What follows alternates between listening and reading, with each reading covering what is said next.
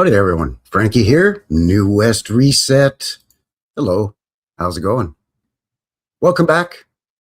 Thank you very much for shooting in, joining a fella here for another one, another live one, as a matter of fact.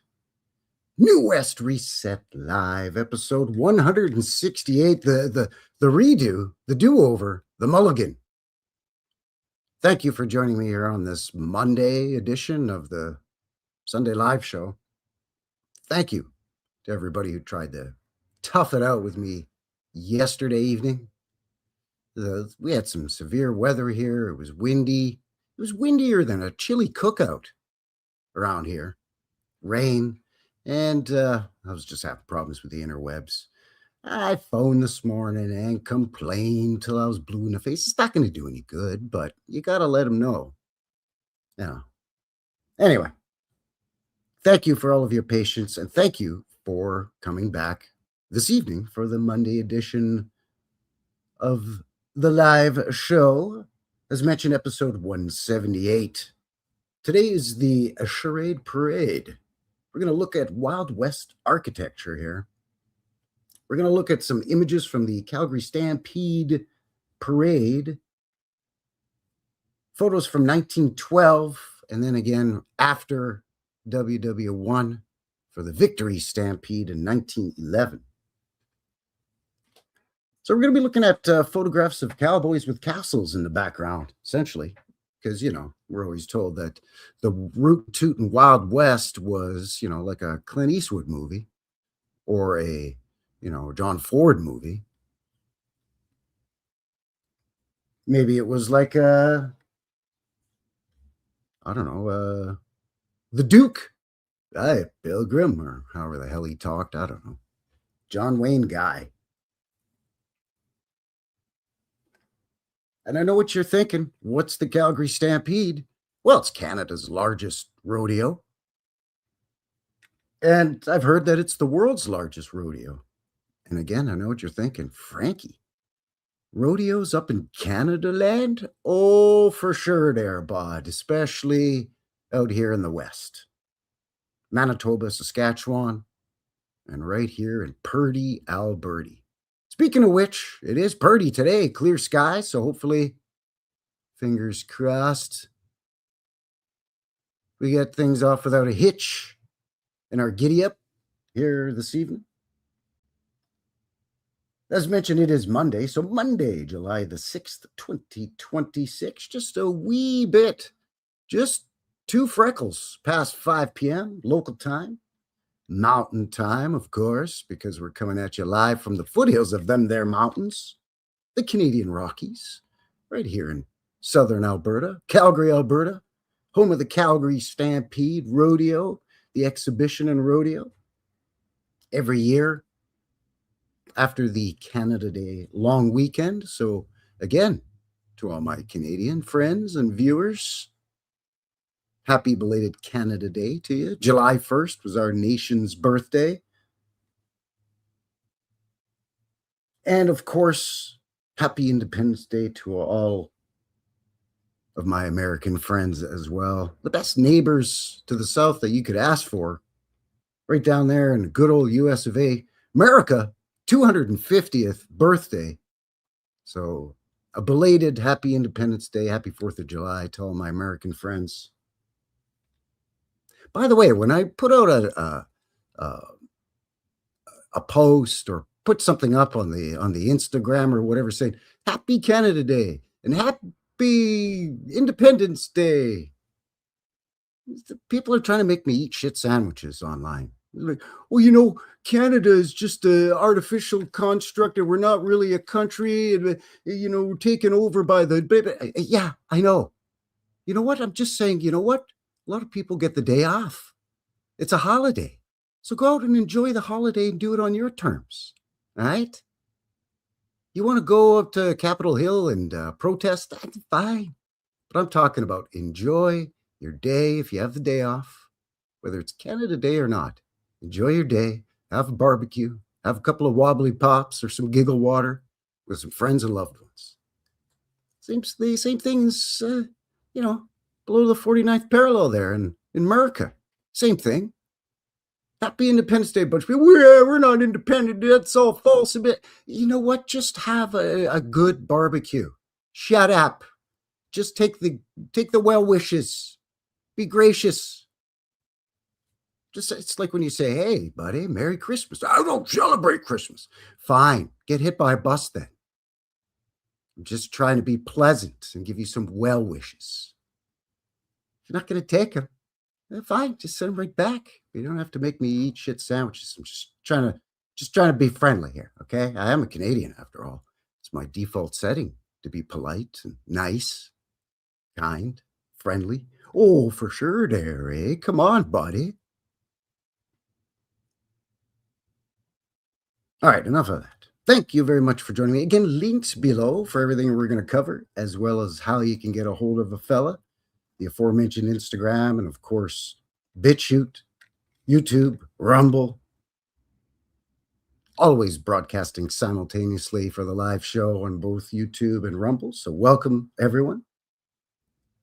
Of course, my email down there as well. So if you want to get a hold of a guy, you got any show suggestions, or you want to send some pictures or video my way that I can share with everyone, if you want to sit down and chat with a guy, drop me an email. We can do a live chat. We can do a pre-recorded chat. You got some stuff you want to show and talk about? Maybe some stuff in your neck of the woods? The more, the merrier. Heck, that's why I started this channel. So I wanted to show people some of the weird, goofy stuff that I was seeing here in my neck of the woods, in my stomping grounds here in Calgary. Cowtown. That's how many rodeos we have. Our nickname, one of our nicknames is Cowtown. Anyway, so thank you very much for joining me here. I appreciate you kicking off your new week here on the Monday edition of the Sunday Funday Show. The Monday Funday Show?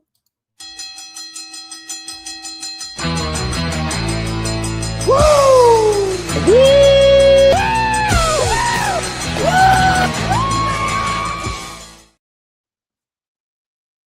All right, we got all of that out of the way. Let's say howdy to everybody in the box, in the chat, see how everyone is doing. Let me know how your weekend festivities went for you.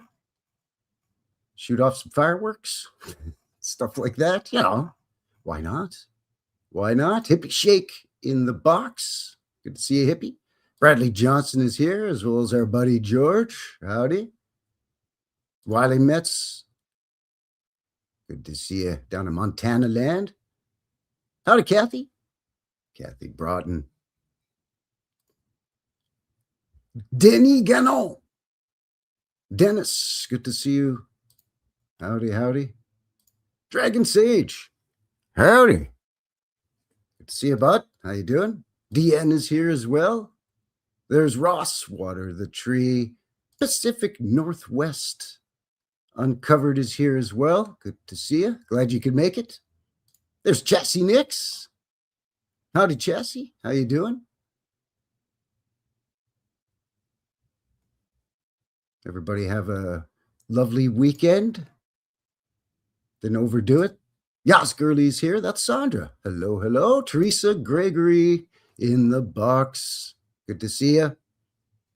So yeah, belated happy festivities to all of you. I hope you enjoyed it. I hope you didn't overindulge. But I mean, you know, do what you want. Celebrate. Who am I to say?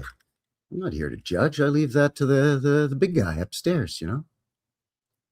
Anyway, hopefully everything's going well. Seems to be going fine here for tonight's broadcast. As I mentioned earlier, clear skies, 24 degrees Celsius. Still right now at 10 after 5 p.m. here. That's it's like 80 degrees Fahrenheit-ish, so not too bad. It's supposed to be nice and warm again tomorrow. I think I'm going to head down to the rodeo grounds tomorrow. It's Seniors Day, and technically I'm not a senior. I'm only 56. But if you go between 10 a.m. and 1 p.m., senior or not, you get in for free. Seniors get in free all day, bless them. But I find that that's a good day to go. It's not too busy. You go on family day, and it's really busy. You go on parade day, the first official day, the Friday after the parade, when the parade lets out, usually around 11 a.m. ish. That day is busy. And of course, any day that's on the weekend. And the Stampede takes place over 10 days, right? It's a week with the bookended weekends on either side, and then we get a sneak peek, what we call a sneak a peek Thursday night for the midway. Friday, the rodeo starts. So it's a big agricultural exhibition.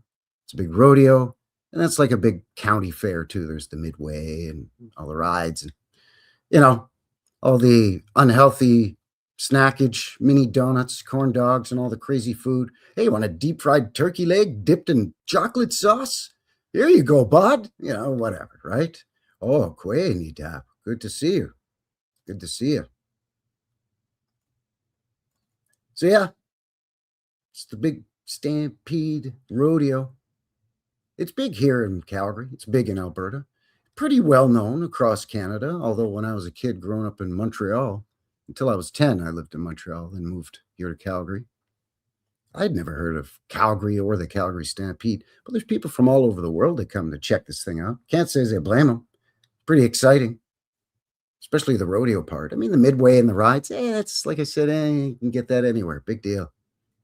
Any decent county fair or state fair or any provincial exhibition, it's going to have all the usual rides, right? But what makes us special here in Calgary is the big rodeo. Like I said, I know what you're thinking. Rodeos in Canada, I don't know. That doesn't make much sense, Frankie. Doesn't make much sense at all. You're probably picturing something like this.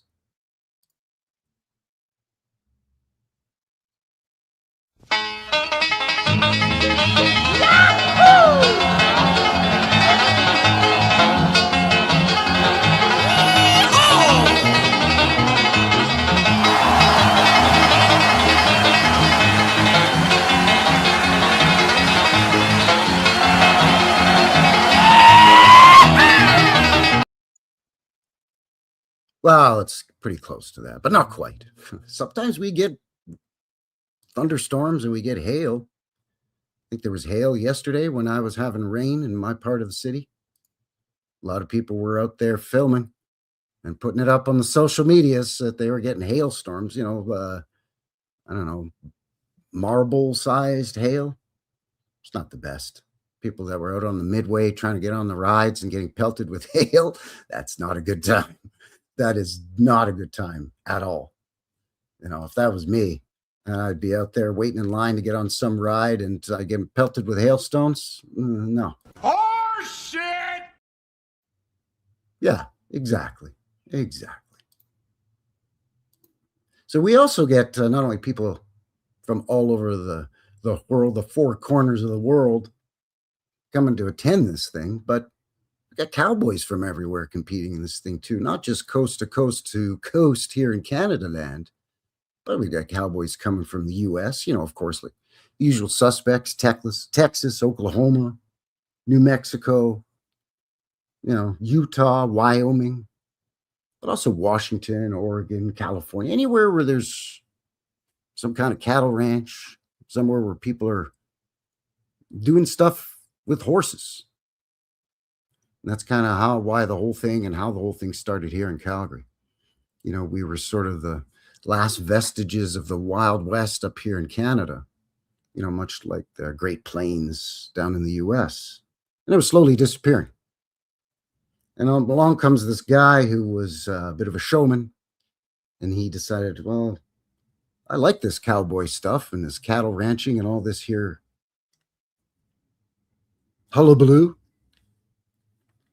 So he wanted to showcase it. He wanted to sort of feature this thing to the world. So howdy, Ryan. Good to see you.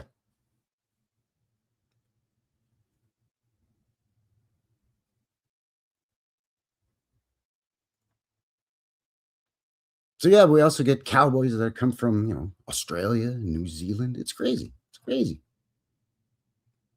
Yeah, we do.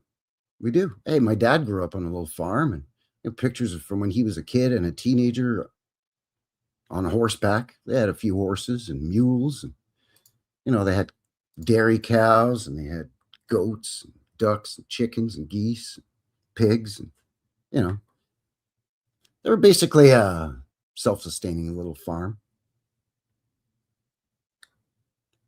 But yeah, it's the cattle industry out here in Alberta, and especially here in Calgary. That's basically how Calgary started. The official his story or narrative is there's nothing out here.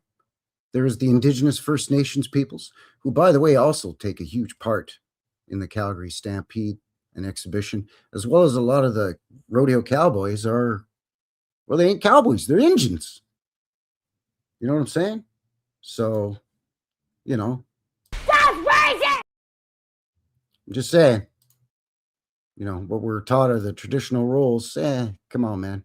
There's a lot of Indigenous peoples that have cattle ranches and have had for way over 100 years.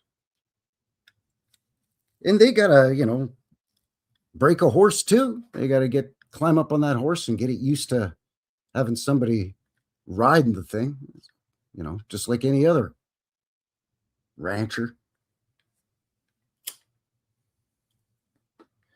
So it's kind of powwow season too, where they have the Indigenous peoples, at least from coast to coast up here in Canada land, kind of coinciding with a lot of the rodeos and the rodeo circuit up here are the big powwows.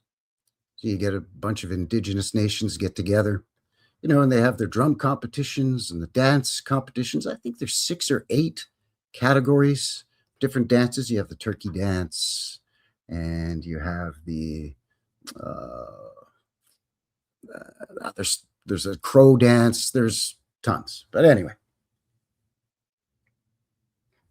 So it's kind of cool to get, as a kid from out east, when we moved out here, it's kind of cool as a kid to see this kind of stuff, and it's every year in July. Now, it's been exaggerated and it's been hyped up a little bit, of course, but I do truly believe that, a couple of 100 years ago, settlers and pioneers started making their way out here to, do ranching, farming, whatever the case may be. But like I said, it's been sort of turned into a circus, the cowboy and rodeo aspect of it. I mean, it is a show, right? Now, obviously, a lot of the rodeo events are based on actual things that you do on a ranch. You got to lasso and herd cattle, and you got to brand them, and you hog tie them, and, again, the bucking broncos, you don't just get a wild horse, throw a saddle on and get on and giddy up there, nutmeg. No, it's no.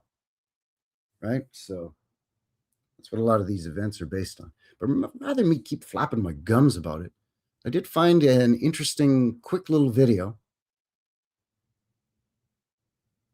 This can be found on YouTube, so the link is down below. It's on the Calgary Stampede YouTube channel. Now, it's from a few years ago. I believe it's from 2012 or something, but I mean, it's fine. Nothing's really changed in terms of, they're going to give us a little bit of, this is called Building the Stampede Legacy. So it's a little bit about the history of the Stampede and the parade and the Cowboys and the Indigenous First Nations and who started this whole annual rodeo event and the whole bit. It's about just shy of 8 minutes. We'll watch together. I may kind of pause it here and there to add in my own 2 cents. And of course, feel free to let me know what you're thinking about it in the box.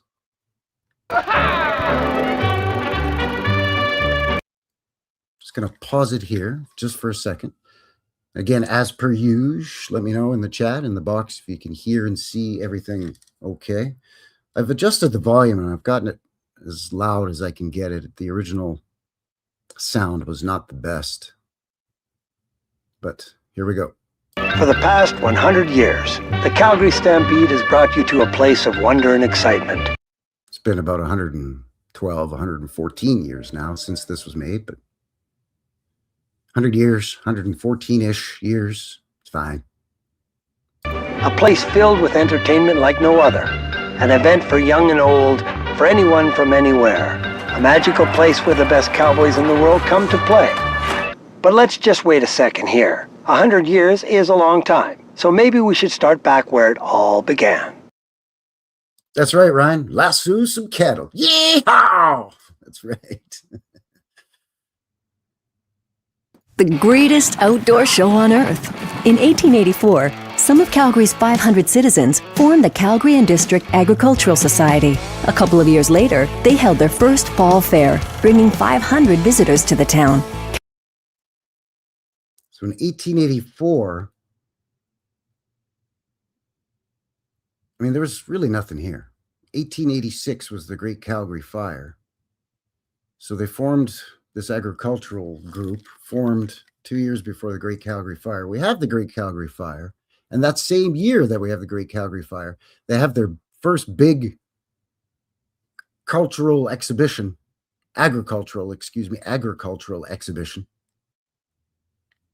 And it brings in 500 people, which was more than the population of Calgary, I believe, at that time. It's somewhere in and around there. Calgary was establishing itself as an important livestock center, as well as an attractive place to settle. By 1900, the Ag Society became the Inter-Western Pacific Exhibition Company, and by then, it was an annual event. 1908 was a big year for Calgary when it was awarded the Dominion Exhibition. So I've talked about the Dominion exhibitions here on the live show many times. Basically, it's a scaled down World's Fairs held just in Canada. Canada was known as the Dominion of Canada back in the day when we were still part of the British Commonwealth, the United Kingdom, which is why we still have, monarchs on our money here, right? We have Canadian politicians and historical figures on our money. We also still have, Queen Elizabeth II, and some of our older coins had King George V, and they had Queen Elizabeth I. We had Queen Victoria. So on and on and on. Yeah, anytime you hear the word Dominion, think sus. Yeah. Well, that's because the crown held dominion over these lands, right? And still do. Public land in Canada is not referred to as public land like in the States. It's referred to as crown land. Because technically the crown owns it. We just have permission to use it. We go camping and picnic there if you want. Sure. Go fishing? Sure. Throw the football around? Play some pond hockey in the winter? Sure. Don't forget, belongs to the Crown Corporation, that is, right? But yeah, these Dominion exhibitions were basically a small, scaled down World's Fairs with a Canadian flair there, bod? And, each city across Canada would host these things every year. Montreal, Toronto, Calgary. In this case, 1908. Calgary was awarded to be the host city for the Dominion exhibition, and they decided to try to hold the rodeo and the agricultural exhibition and everything all in one big show. Roberto is here. No need to apologize. Welcome. Good to see you. Yeah, it's referred to as Crown land. Public land in Canada is Crown land. Like I said, you're allowed to use it. It's, like all the wooded areas when you go out into, when you just go over yonder out into the woods. If it's not a provincial park or a national park, right? It's just land that's owned by Canada or by the people. It's actually Crown land. So, yeah, there you go. Anyway, back to the video. And again, the link for this video on YouTube is below. It's from the Calgary Stampede YouTube channel.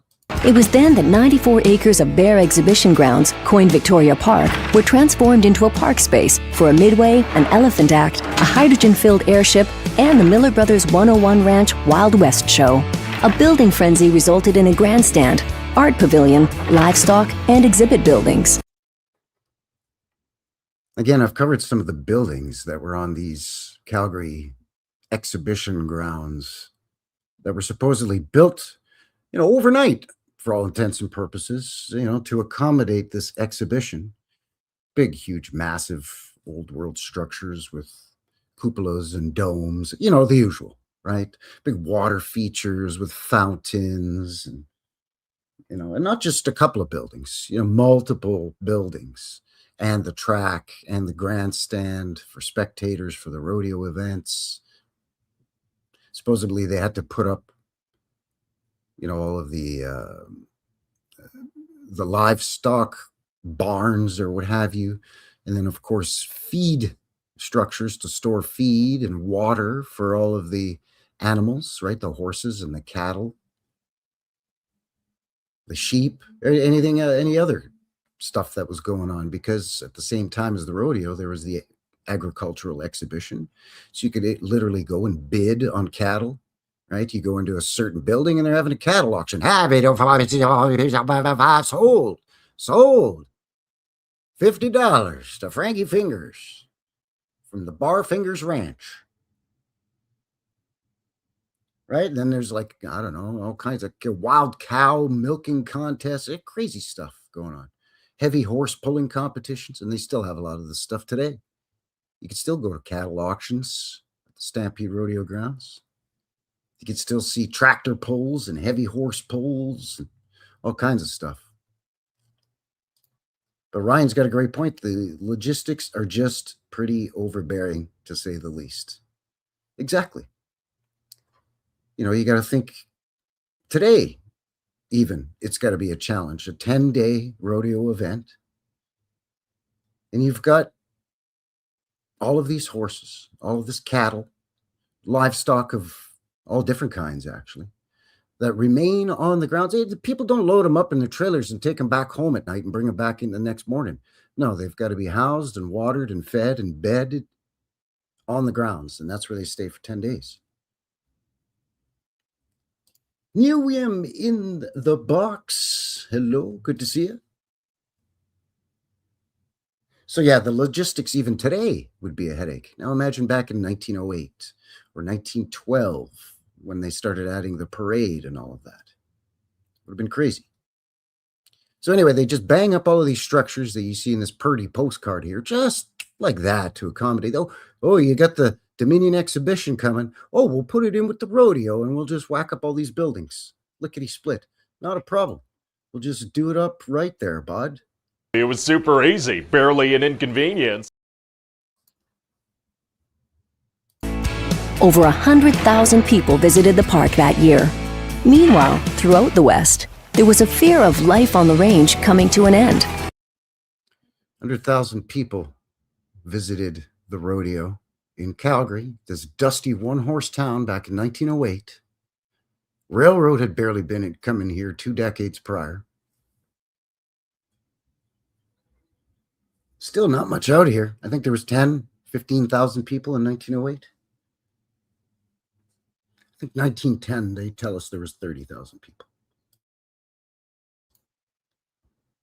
Anyway, I think you get my point. Compelling artists and writers to begin capturing that life in their work. It was this New Yorker, a man by the name of Guy Wiedeck, who, inspired by his uncle's stories of Western American life, devoted his own to keeping cowboy ways alive. He learned the ropes of showmanship with the Miller Brothers Wild West show. So the Miller Brothers Wild West show was sort of Canada's version of Buffalo Bill Cody's Wild West show, which was part truth, part exaggeration, and part fairy tale, right? The romanticizing of the Wild West and the lonely cowboy on the dusty trails all out on the range, and the noble, savage, red-skinned Indians and all of that, and the buffalo, and of course, there were First Nations. Yes, there were bison on the plains up here in Canada, as well as in the U.S. Yes, there were cattle ranchers and cowboys and farmers and settlers. But they've taken what was a way of life on a ranch or on a farm, and they've P.T. Barnumed it. You know what I'm saying? They've made it like a circus, and they've almost turned it into a role play show. Because to be quite honest, during the Calgary Stampede and exhibition up here for those 10 days, a lot of people get into it and they dress they dress Western. You wear jeans, cowboy boots, maybe a Western shirt and a cowboy hat. But every other time of the year, unless you're a real cowboy, you don't really walk around dressed wearing a cowboy hat unless you're actually working on a ranch or on a farm. And even then, most of those dudes are wearing a baseball cap or a trucker hat. Anyways, you know what I'm saying?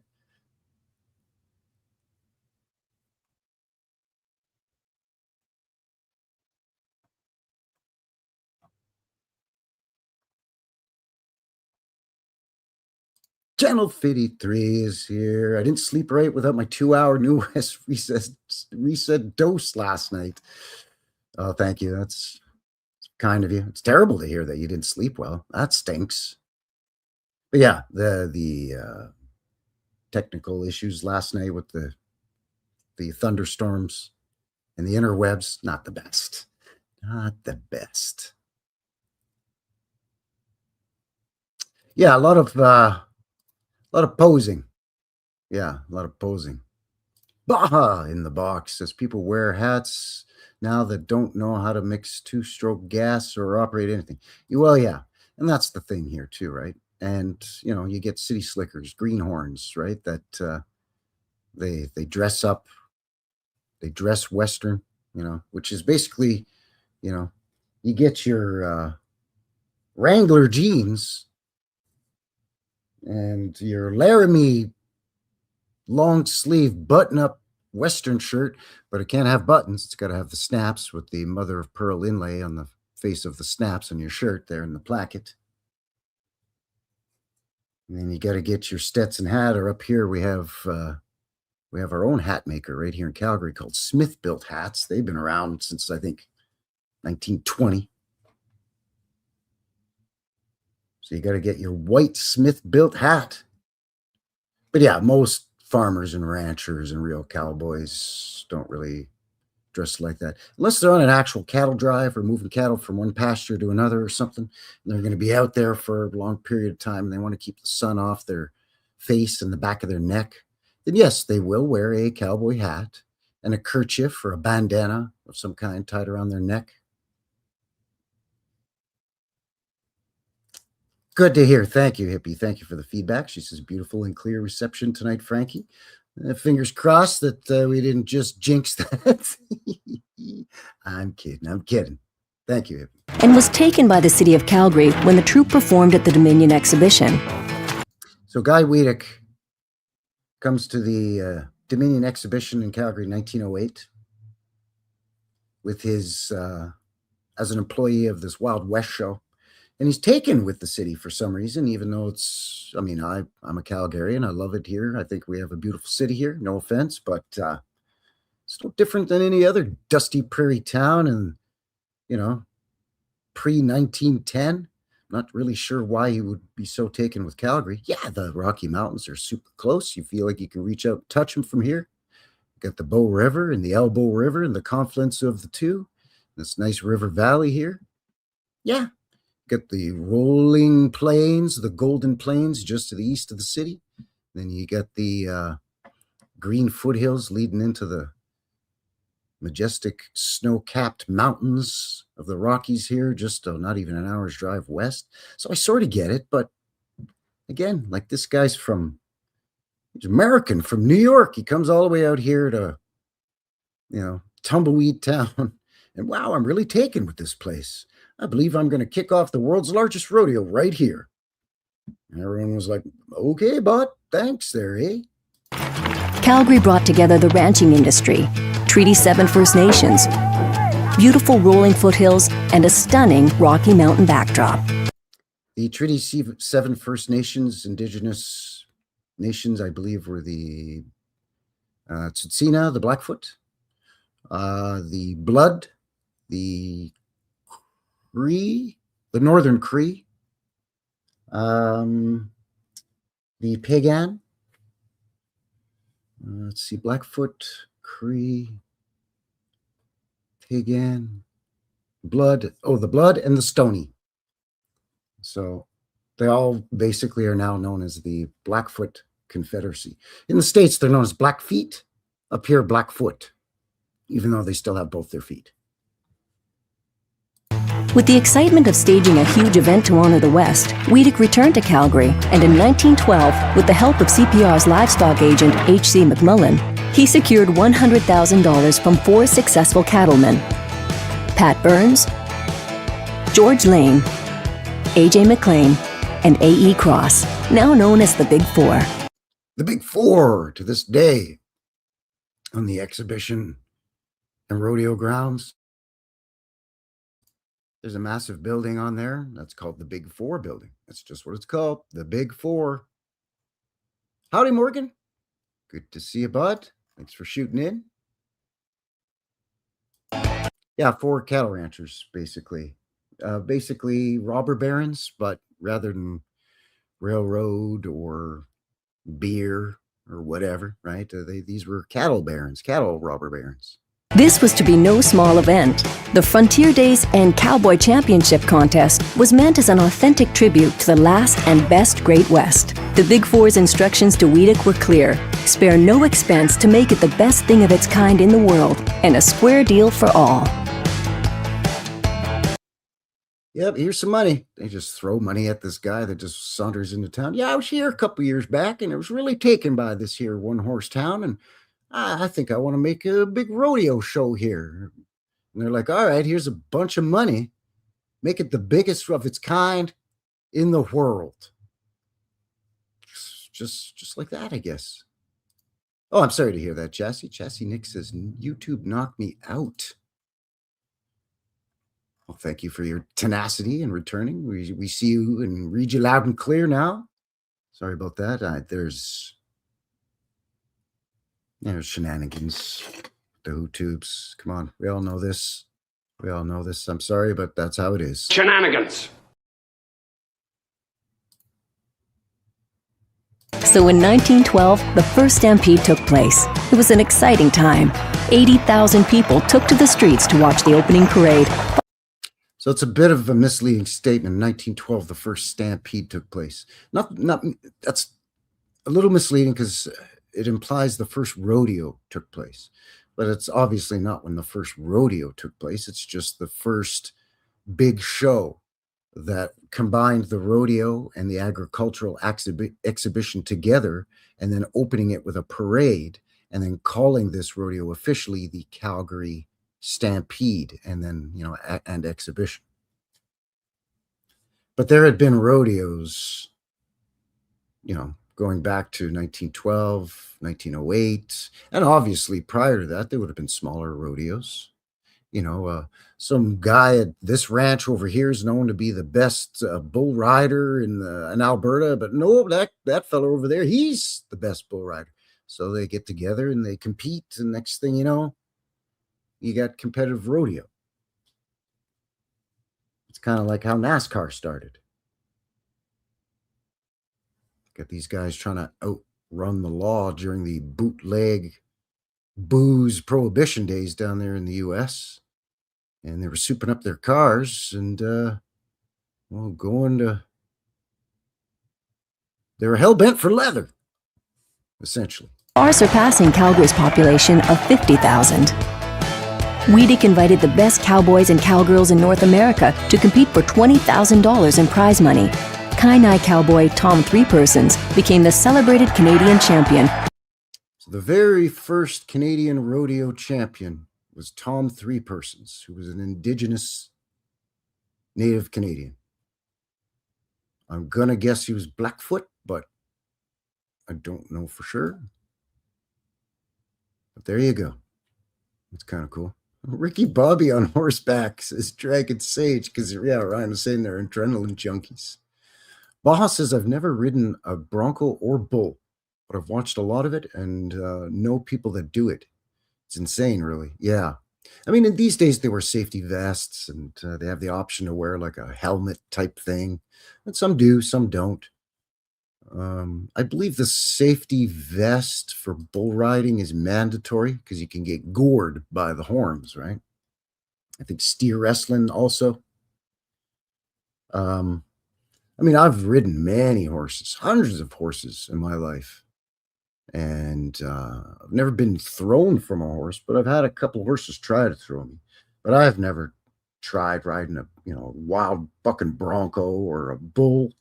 Forget it. Guy my size, that bull would pulverize me, man. Completely pulverize me. Yes, Girlie says earliest home movies we have is the donkey running with me on the ground, blacked out. Oh, that's terrible. Tried to ride a donkey, eh? They're stubborn. They are stubborn. She says my talent with horses is to fall off of them, and donkeys too. Yeah. We know a lot of cattle ranchers, my daddy and I, because we get permission to hunt, during hunting season, hunt deer, elk, maybe even moose. A lot of times these animals, it's like they can read the no hunting, no trespassing signs on these cattle ranches out near the foothills in the mountains there. So you got to get permission to hunt on the land. You can't just go on there, start blasting deer or whatever. And every cattle rancher or horse rancher that we've met, and we've met dozens, they keep one donkey in the pasture with their livestock, because that donkey's the most vicious, territorial sumbitch in that pasture. Even more ornery than a bull. Donkeys take no prisoners, man. They don't mess around. Donkey don't play. Became the celebrated Canadian champion when he rode outlaw horse Cyclone to a standstill. 17 events ranged from bronc riding to stagecoach races. Weedick was determined to make the Stampede the biggest event of its kind. Adding even more culture to the Stampede, 1,800 First Nations people played an important role, leading the parade, competing in rodeo, and camping in the first formal Indian village. Stampede was a great success, though it was not repeated until 1919 with a victory stampede celebrating veterans of the First World War. Meanwhile, crowds still poured into Victoria Park every summer for the annual festivities. When attendance slowed in the 20s, exhibition manager Ernie Richardson invited Weedick and the Stampede to join forces. It was then, in 1923, that the Calgary Exhibition and Stampede became an annual tradition in July. Stampede spirit took over the entire city with Old West storefront decorations, Western outfits, and a huge street dance in downtown Calgary. Yeah, they have a big square dance. They still do that. People still dress Western, as mentioned. And yeah, I forgot to mention storefronts. Not even storefronts downtown or close to the rodeo grounds, because that's where the rodeo grounds are. It's just east of the downtown core, just basically southeast of Old City Hall. And businesses all over the city, decorate their storefronts. Even if you go into a shopping mall, the stores in the malls will have, hay bales or straw bales and old wooden wagon wheels set up outside the front of their store, or their window display. The mannequins will be wearing cowboy hats or something, Oh yeah, you can stand on a horse. Sure can. Some of those trick riders are amazing to watch, actually. The other thing they do is they have the Stampede breakfasts, flapjacks or pancake breakfasts served off the griddle, off the back of those chuck wagons, or what they call stagecoach races there in this video. They'll get into all the festivities here. Weedick introduced chuck wagon racing as an exciting new event, and it was here where pancake breakfasts got their start, when one of the drivers, Wild Horse Jack Morton, set up his cook stove and began feeding the crowd. We're headed for the roundup, going to the big stampede. Old Dick Cosgrove riding in the lead. The old chuck's wagon rattling, the snorting bucking broncs. We're headed for the Calgary Stampede. Oh, the Calgary Stampede song. That's by Wilf Carter right there. Somebody on my attempt to stream last night that I had to cut short was asking, what kind of name is Wilf anyways? I believe it's short for Wilfred. Wilf Carter. He's a real singing, or he was. He's passed away now, bless him, but he was a real singing cowboy. I believe he was from somewhere in Nova Scotia. And he came out here in the late teens, early 20s to work on a ranch. He became a real cowboy working on a ranch. Then he became a competitive cowboy at the rodeo and the Stampede, right? But he was a singer. So then he became like a singing cowboy, like a Roy Rogers type. Didn't make movies or anything, but he recorded dozens of what they used to call sides, the old 78s back in the 30s and 40s, and later on albums. So he was an actual, real singing cowboy. And it's the song we were just hearing in the background. And it's on this record that I have, actually. The 20s and 30s solidified the Calgary Stampede as an annual community celebration of Western heritage. With a strong and talented volunteer corps, the Calgary Stampede continued to evolve despite Guy Wiedeck's departure in 1932. The Calgary Stampede continued to be active in the community, playing host to sporting events and taking over the Calgary Stampeders Hockey Club in 1944. Yes, curling is big here. Aye, laddie, curling.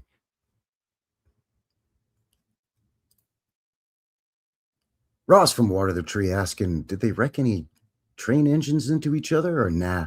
I don't recall if they did or not. It wouldn't surprise me. Calgary is known as a railroad town. The town really didn't open up that much until the railroad came in here. Canadian Pacific, of course. I don't ever remember hearing or reading any articles about that, so I don't know for sure. In the 20s, we did in the teens, we actually had two national railroads run through Calgary, the Canadian Pacific and the Canadian National. They both had stops and rail yards here in Calgary, so it's possible. I know that they did have dirigible flights. You saw the picture there in this little video. Where the airship flights, they had dirigible flights where you pay the guy and he would take you on a ride around and you could see the whole fairgrounds and the rodeo grounds from the airship. And they did have, I think it was a biplane, one of those barnstorming air show biplane tricksters. And he accidentally wrecked his plane into one of the rides on the Midway. I believe that was in the 20s. All kinds of goofy stuff happened, but I do not recall. That's a good question, though, but I do not recall. Just 2 years later, the team brought home the Allen Cup and soon called the Stampede Corral home ice. Calgary's population nearly doubled in the 50s, seeing increased popularity with visits from royalty, Hollywood cowboys, and celebrities. It was the golden age.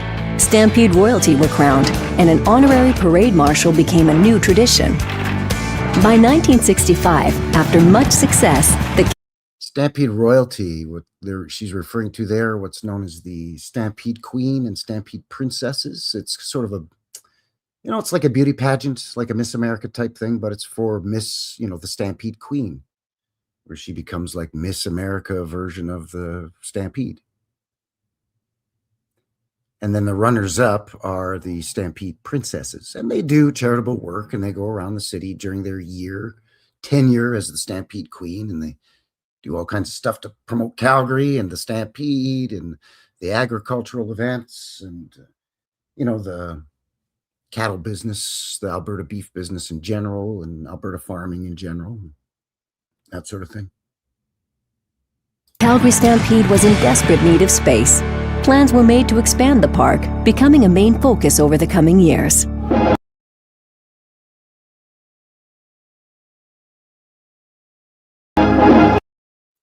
So can you guess that when they expanded the Stampede Park, the rodeo grounds there, that they knocked down a bunch of, first of all, those buildings from the Dominion exhibition, then a bunch of other old world buildings that were around the perimeter of the Stampede grounds. Victoria Park itself is an old historic neighborhood that they flattened almost every house in over the decades to the point where there's really nothing left.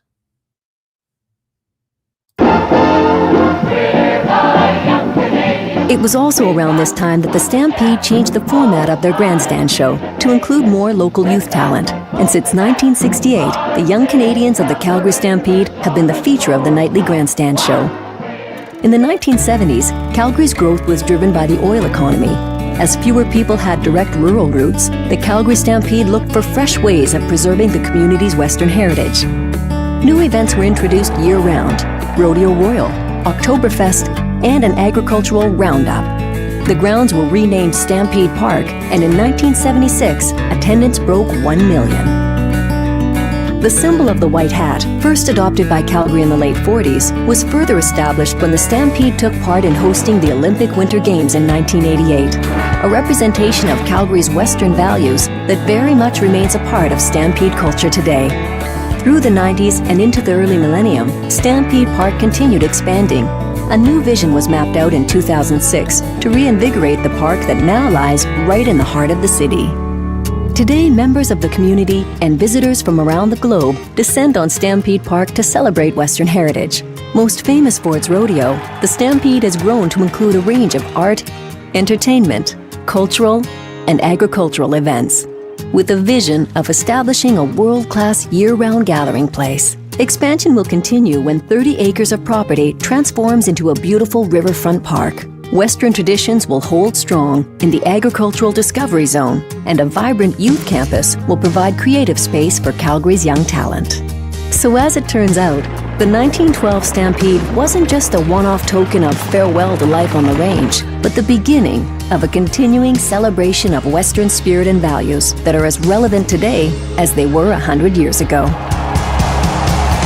The greatest outdoor show on earth began with the vision of a cowboy and the legendary accomplishments of the Big Four, but continues to thrive because of a powerful community that plays a significant role in building this great legacy.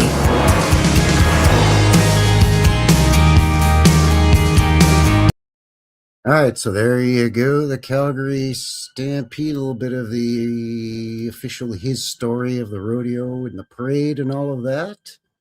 Kinley Jackson in the box. Howdy, KJ. Good to see you. Do not apologize. No need to. What is that squeaking sound? Do you hear that?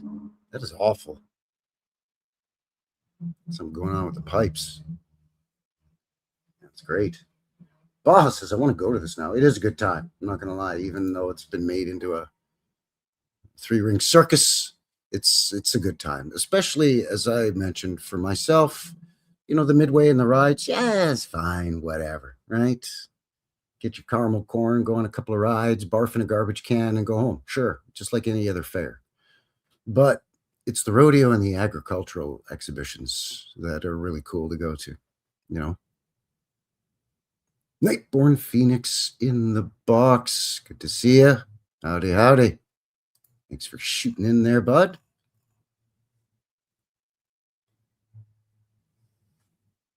So, yeah, what did you think of that? Pretty interesting, huh? You know what I've got to share with you here, too, while I'm at it, is I've got to give you a proper greeting, a proper Calgary greeting, you see. Can't just do this, go off all half-cocked.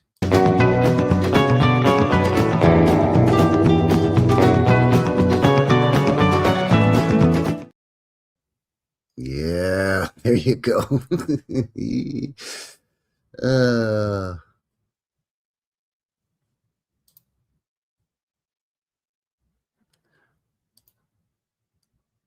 It is that too. I mean, it's basically Mardi Gras, but with rootin' tootin' cowboys. But it's, yeah, a lot of people don't even really care about the rodeo and the Western heritage aspect of the Stampede. They just, it's the party atmosphere, right? They just want to get smashed and make some bad decisions and then try to make it to work every day that week, you know. It's it can be rough. It can be rough. Dragon Sage says, my daughter goes to the Stampede every year. She lives it. I've never been. Oh, she loves it. Ah. So wait, does she live here in the city? Did I know that? Did you tell me that before? Maybe I forgot. My apologies if you have. It's definitely a good time. It's definitely a good time. You got to bring a backpack and throw a couple of bottles of water or something in your backpack, though, because they'll charge you like $8 for, a little bottle of freaking crappy bottled water. Probably have a big meal before you hit the grounds too. You're eventually going to get hungry and you're going to want to have something on the grounds. But I mean, just like every place, right? They're going to fleece you. They're going to soak you. I think it's 30 or 25 or $30 just to walk in the gates. And that doesn't really get you. That doesn't get you any rides. Doesn't get you to see any of the rodeo events. Gets you into the exhibition halls to check out some of that stuff. And it gives you some of the free music shows at the Coca-Cola stage and so on. But just like any other big fair or event, right? You got to have them dollar bills, yo. Oh, that's right. Fort Saskatchewan. That's right. You did tell me that. I do remember now. Thank you. The official jeans are, I believe, Wrangler are a sponsor. And then it's, I believe, Laramie is another brand that's a sponsor. And of course, you got your Budweiser and your Molson Canadian are sponsors, and John Deere and Ford and Chevy, and all kinds of sponsors. All kinds of sponsors. That's the other problem too, is there's huge crowds, right? It's roughly, over the 10 days, it's roughly 100,000 people a day. It's basically 1 million people over 10 days, right? Give or take. Weekends are usually busier than during the week, obviously. People are still trying to go to work during Stampede. Oh, boy.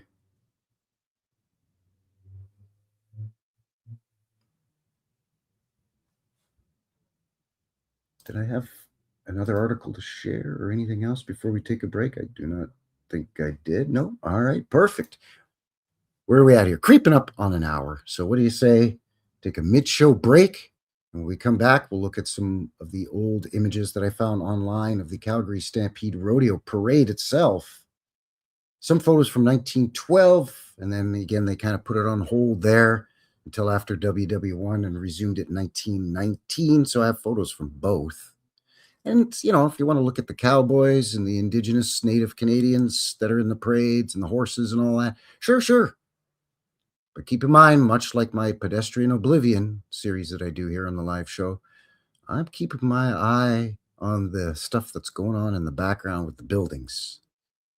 And we'll get into that after the break. Speaking of the break, continuing, we're sharing a little bit of our buddy Dragon Sage, music from his band, The Sex Witch.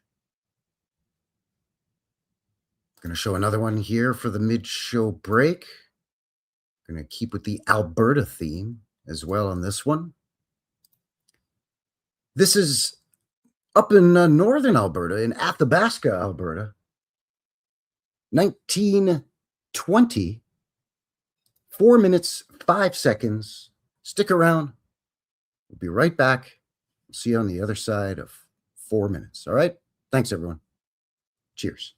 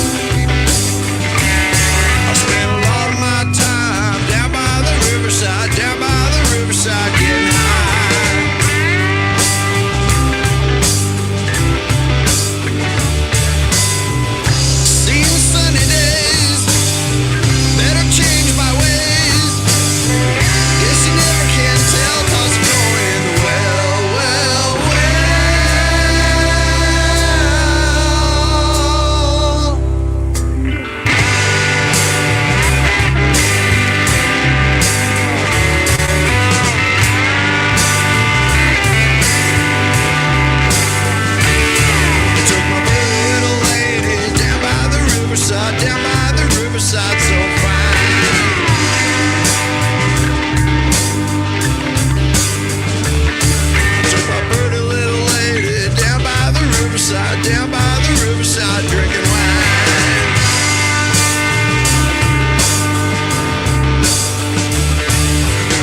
Seems a sunny day, better change my way. I guess you never can tell, toss corn in the well, well, well.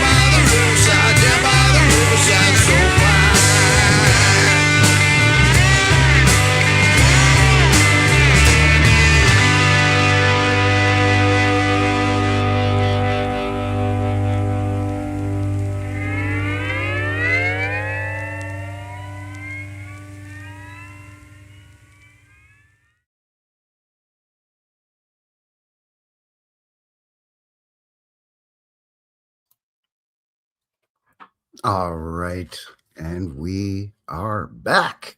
Welcome back, everyone. Frankie here from New West Reset. Thank you very much for shooting in, joining me here for another one, another live one, as a matter of fact. New West Reset Live, episode 178 here today. The Monday edition of the show had some technical difficulties yesterday, Sunday, for the normal live show, the Sunday Funday show.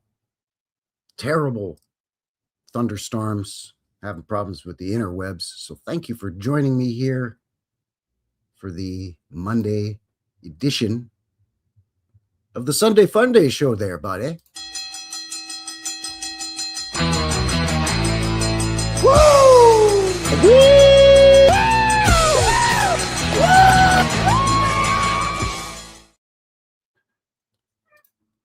If you haven't already and you're enjoying the show so far, please do all the things to help a fella out. Appreciate that. Thanks to everyone who's already shared, subscribed. Welcome. Bunch of new friends of the channel, bunch of new subscribers in the last couple of weeks. So thank you for jumping aboard. Thanks for joining us here for all the shenanigans. You'll get used to it. And if you liked what you just saw there with that old-timey vintage footage video set to some good music, link below for my new channel, my second channel, New West Rewind. Every Saturday, you'll find vintage footage videos uploaded on that channel. Generally speaking, the music is Canadian content, rock and roll, but not always. Sometimes I throw some blues or jazz in there. You know, why not? So if you haven't already, please head on over there and subscribe. Really appreciate your support there as well. Speaking of support, if you're watching this after the live, thank you very much. Really appreciate you as well. Again, as a reminder, links below for everything we've covered so far. Top half of the show, we kind of got into a little bit of the official history of the Calgary Stampede Rodeo and the exhibition and the parade. Rather than always going to Wikipedia or some other website that just copy and paste the same narrative, thought watching a video would be kind of neat, kind of interesting, and something a little different. And, you know, that's how I like to roll around here. And I know what you're thinking. Really? rodeos up in Canada, eh, Frankie? Huh, I never knew. Well, yeah, howdy, partner. Howdy, partner. Howdy, partner. Howdy, partner. Partner. Howdy, partner. You know, Cowboys and Indians. Of course, it's the wrong kind of engine. But it's basically Canada now. Oh, I'm going to get in trouble for that one. Oh, boy. Wow. Anyway, thank you very much for being here. Appreciate you. Let me fix that up and give you a proper Western hospitality greeting.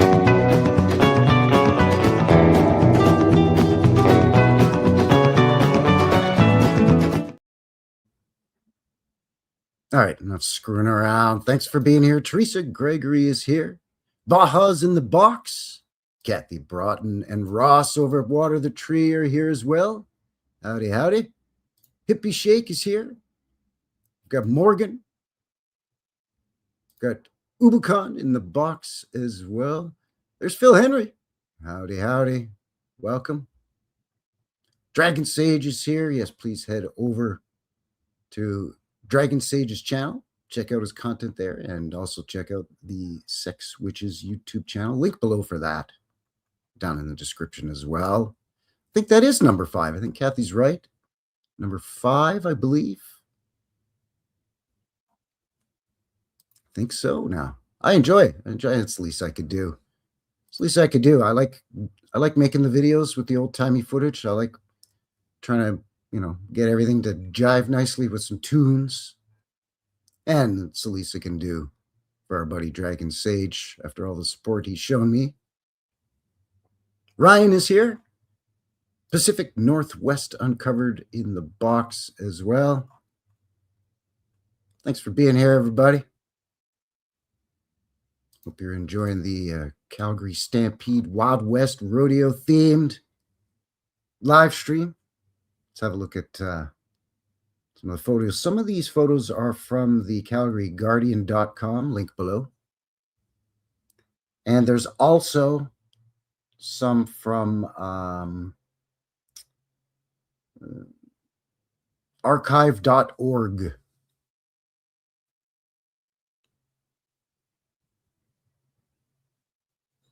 But what I did was I just downloaded the photos.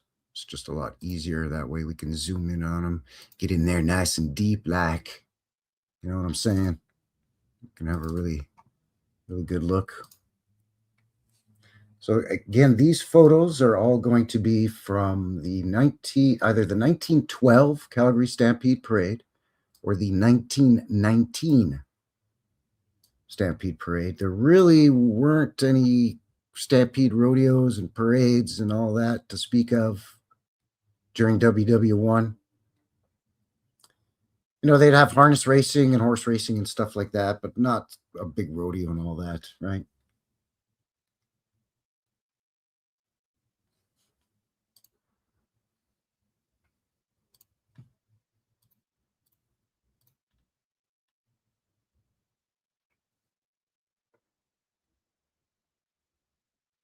So this is kind of what you might expect, right? For a rodeo Wild West parade. Got some Indigenous First Nations, or as they call them here, Indians on parade. Calgary Stampede, September 2nd, 1912. And by the way, the month that they used to hold the Stampede and the rodeo and all that kind of bounced around. It would be anywhere from May to September, and they finally landed on July. I think that's because that's when the Dominion exhibition was held, usually was in July. And when Calgary was awarded that in 2008, I think that's when they decided to keep that as the date for the rodeo and everything. So yeah, you expect to see some of this in the background too, wooden framed 1- and 2-story buildings, That's the narrative we're given, right? The rootin' tootin' Wild West. Cowboys. They're literally parading down the street. Cowboys and Indians. Wild West. But meanwhile, look at this. They've got, flags and banners draped everywhere, so it's hard to see. Some of this is blocked, it's hard to see, but Getting back here, like, here you go. You literally have cowboys and indigenous peoples, on horseback. There's the horse poop. There's your road apples. And this is 1912, so Calgary's still quite young. 1875, there was nothing out here but the Mounties building a fort, supposedly. A couple of pioneer settler cattle ranchers. And then these folks. And that's it. That is it. But you fast forward 25, 30 years later, and you've got this big stone and brick buildings with huge arched windows and stuff. And not, little 2-story things either. 4 or 5 stories. Obviously, they've got the electric streetcar system going, the trams or the trolleys. I believe 05 is when the trolleys started here in Calgary. It's from the same date, September 2nd, just from a different angle. You can see those buildings from that other angle was not the exception, it's the rule. Look at this. This has got big pillars or columns. There's people standing on the steps, and then you get this big, massive, crazy doorway. I love how people used to just hang off the roofs of buildings for a parade, or climb a tree and just chill out in a tree to watch the parade. Climb up on the, the lampposts or telephone or telegraph poles. Everyone really does love a parade, I guess. Unfreemason in the box. That's Vincent. That's Cousin Vinny. He says, where are the 10,000 Italian bricklayers? Well, yeah. Apparently it's cowboys and indigenous peoples that are the master bricklayers and stonemasons. I guess. Anyway. Good to see you, Vinny. Thanks for shooting in there, Cousin Vinny over here. So, Tommy, where have you been, huh? I've been watching Newest Reset. Huh? Well, it's Newest Reset. It's just thing on YouTube. He goes around, he does his boots on the ground thing. I'll tell you. By the way, I don't even recognize some of these buildings. Some of these are gone. Obviously, a lot of these are gone. Some of these larger ones might still be here. This, I believe, is 8th Avenue, or what's called Stephen Avenue, downtown. But it could be 9th. Could be 7th, 8th, or 9th. As the trolley sort of zigzagged through the downtown.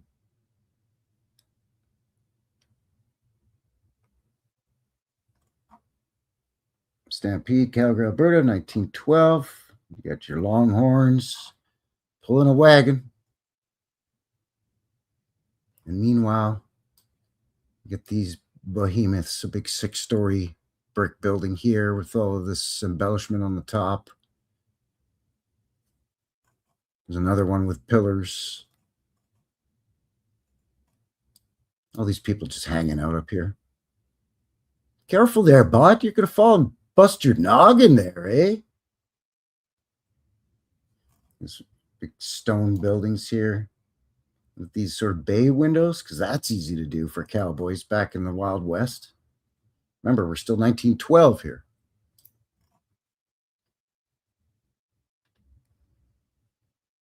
I love the juxtaposition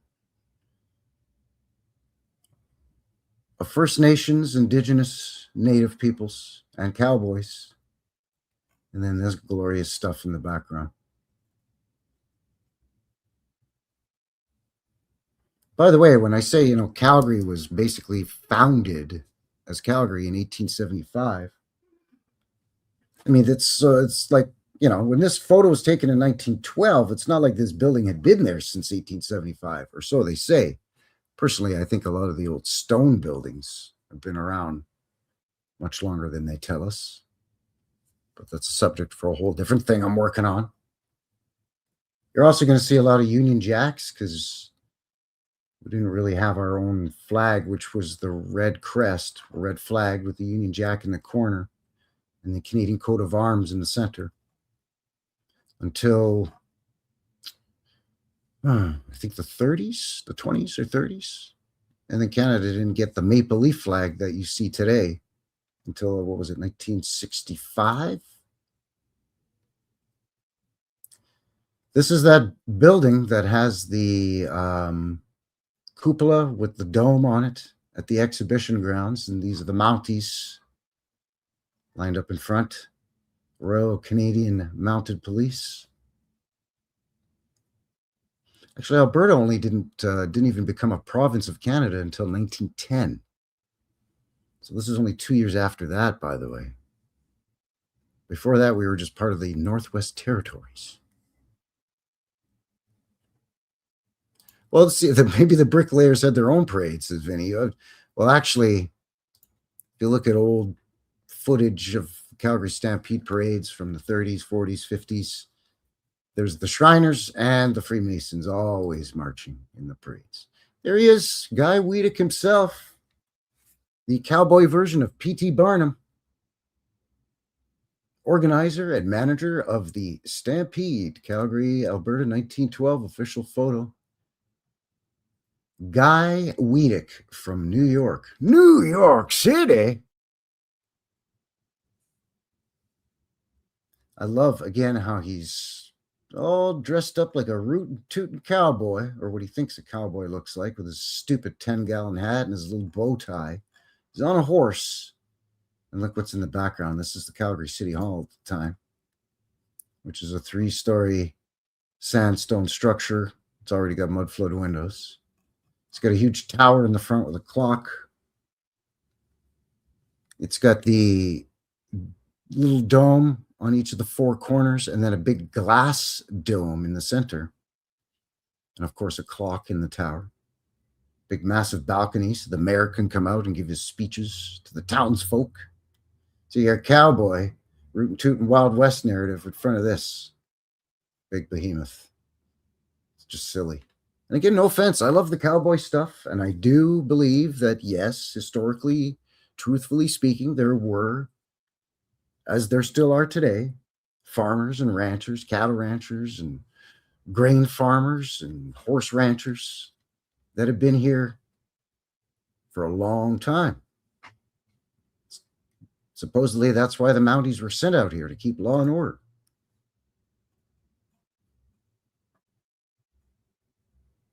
By the way, that reminds me of a question I saw in the chat while we were having our mid-show video break.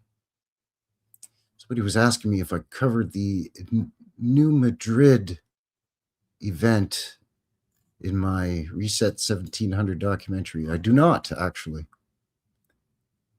That is coming up, the director's cut redo of it, because YouTube took it down and gave me a strike for it. So I've redone it. It's coming up here in the next few weeks.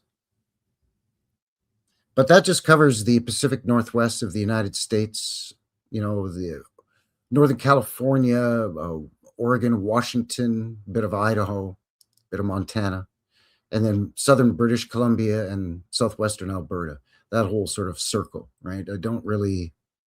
The event that happened there covers about, I don't know, 750,000 to 1 million square miles. And it's not meant to explain, you know, any sort of grand realm-wide event. I do believe that larger events caused smaller reverberations, almost like aftershocks after an earthquake. And often these would take place decades after the big main event, and would last decades upon decades. So yeah, I didn't cover the New Madrid thing. To be honest, I don't know much about it other than what I've seen from other content creators in our community who've done a much better job on it than I could do. You know, as a Canadian, you'll have to forgive my naivete. So now we're getting into 1919 with this first photo here. This is the last vestiges of what used to be the beautiful old Calgary market. It's, of course, been knocked down. I have no idea what this building was. It's not here anymore.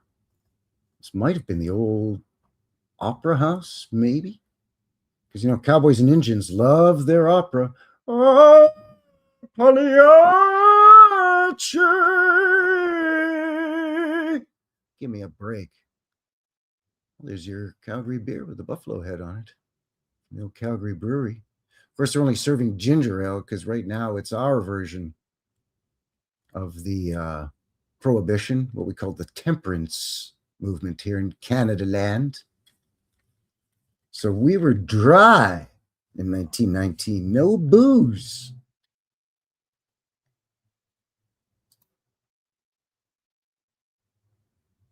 Yeah, you're rootin' tootin' Cowboys in the Wild West with all of the stacked brick, arched windows. Look at this beauty up here with this waterfall effect with the stacked brick. And again, arched windows. This is more than likely what they tell us is locally sourced Calgary sandstone. Apparently, when they were just booming and whacking these buildings up at a mad breakneck speed, at one point there was anywhere from 12 to 15 stone quarries in and around Calgary. Like within, if not right in the town or city limits, within a mile or two. And they just bring it in by rail, supposedly, right? Now, there was only one brick factory that I've ever found out about. And they're using, 10,000 times the amount of brick than they are sandstone in these buildings? But that's fine. That's okay. I'm sure it's totally legit. That doesn't make sense. Of course, the discrepancy on the number of sandstone quarries just depends on what source you reference. One website or book will tell you this, one magazine or page will tell you that.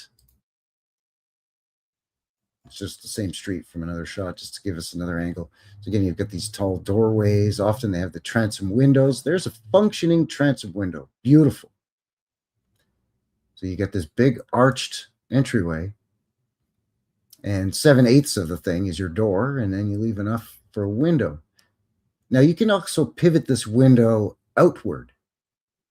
So depending whether you want to draw in fresh air or have the hot, stale air sucked out. Out. Again, look at the stacked brick. This kid's just hanging. Get careful up there, bub. I know you're excited for the parade, but take it easy. Fall and bust your skull. Right, Sig? Howdy, Sig. Good to see you there, bud.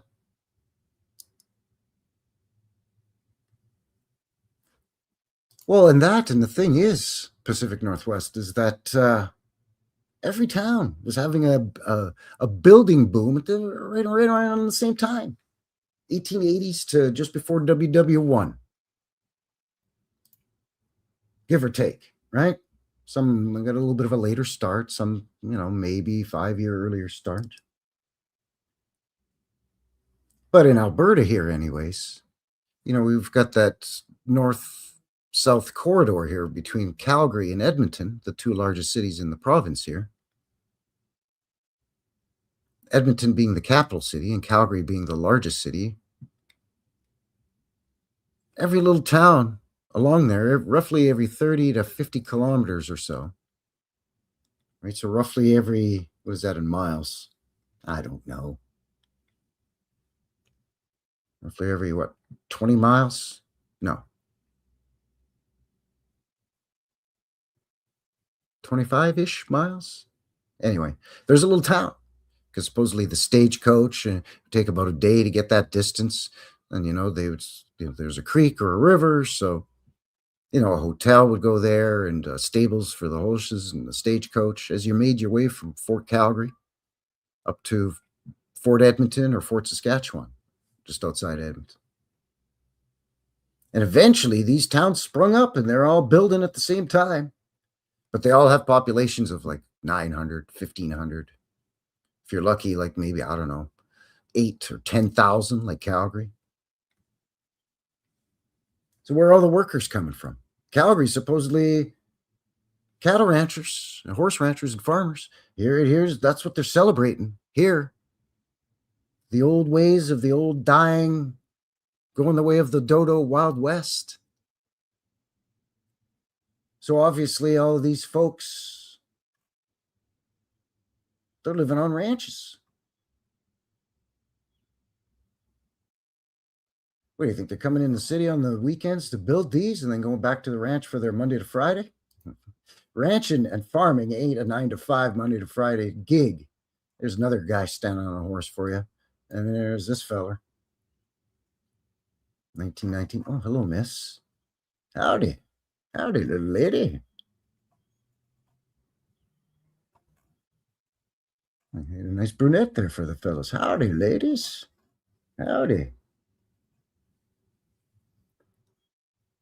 So yeah, where are all these workers coming from? You could say, well, you got guys coming in from Winnipeg and Regina and, Edmonton down to Calgary to build these buildings. Nope, because they were building the buildings at the same time of those cities too, by their own narrative.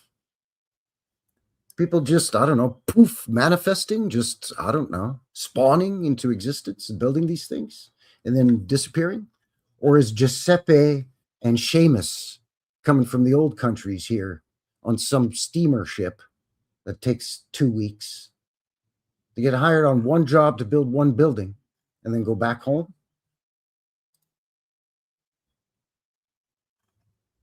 I think this is the Hudson's Bay building, not the original building, but their newest one that they built right in around this time, 1916, 1919.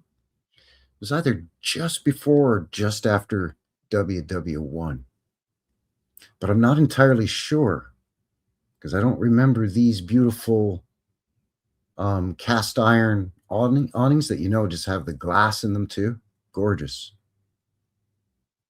In fact, now that I'm looking at it, it's not the bay because the bay has a colonnade of pillars going down one side with arches.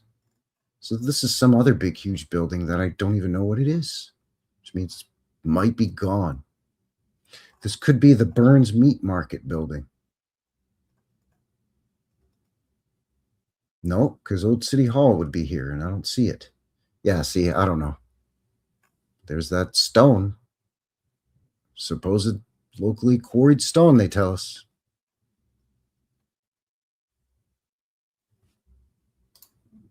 That main guy is in blackface? Let's see. No, it's a native fella, and he's wearing a hat with a brim on it, so it's casting a shadow on his face. Mind you, some of the indigenous nations or tribes are darker than others too, you know that, right? The Pagan are much more light-skinned, and the Stony and the blood have a darker complexion.